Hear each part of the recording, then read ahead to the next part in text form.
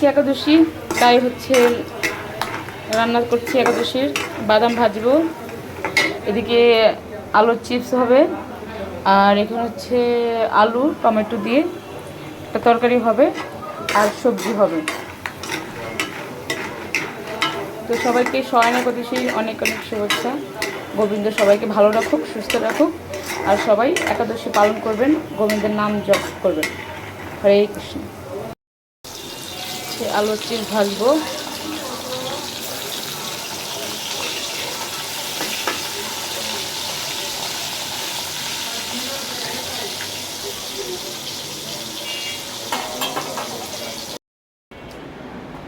গোপাল সোনা, গোপালকে সকালে জাগিয়ে পূজা করেছি, পূজা দিয়েছি, সেবা পূজা দিয়েছি।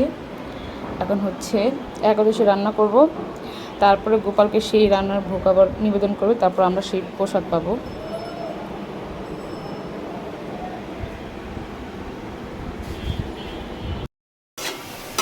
আলু প্রায় ভাজা হয়ে গেছে।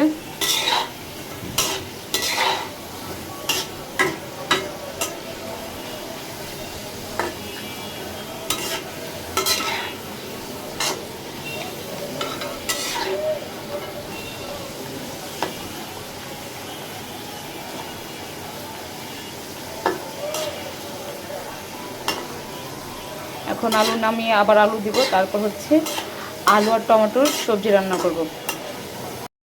এখন হচ্ছে আলু টমেটোর সবজি রান্না করব। রান্না করে হচ্ছে সবজি রান্না করব, তাহলে আমার রান্না শেষ। গোবিন্দকে ভোগ দিব, সেই ভোগের প্রসাদ গ্রহণ করব। গোপী, ও ছোট্ট গোপী, আমার ছোট্ট গোপী।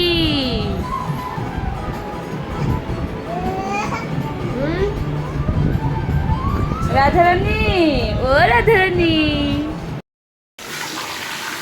টমেটো সবজি হচ্ছে, এটা প্রায় হয়ে আসছে।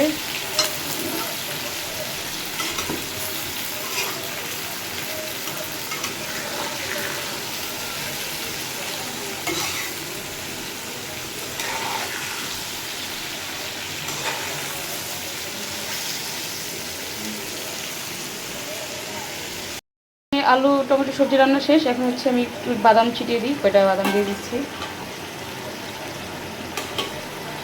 শুধু নামিয়ে ফেলবো। রান্না প্রায় কমপ্লিট।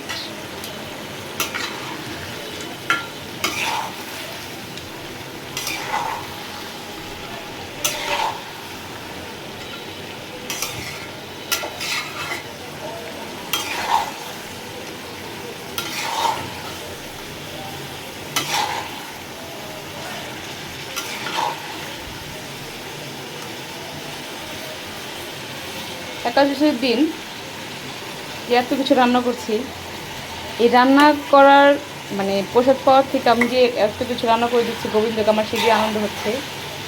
হয়তো লোকে বলবে কত কিছু রান্না করেছে, একাদশীর দিন এত কিছু খেতে হয় না, কিন্তু আমি এত কিছু করেছি শুধুমাত্র গোবিন্দের জন্য, যে আমি গোবিন্দকে ওরকমভাবে সেবা করতে পারি না।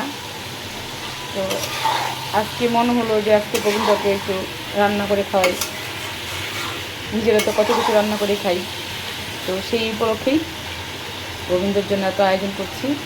জানি না গোবিন্দ আমাকে মাফ করুক ভুল ত্রুটি হলে।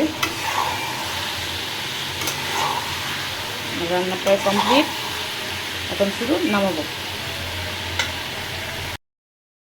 তো এই যে আমার রান্না কমপ্লিট। আলু ভেজেছি, বাদাম ভাজছি, আর হচ্ছে আলু টমেটো দিয়ে বাদাম দিয়ে একটা সবজি রান্না করেছি। আর চুলায় এখনও সবজি রান্না হয়নি, শেষ হলে গোবিন্দকে ভোগ দেব।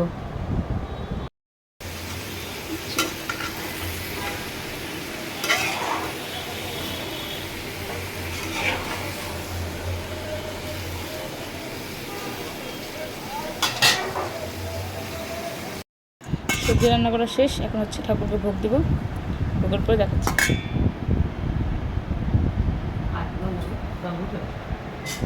Para que va a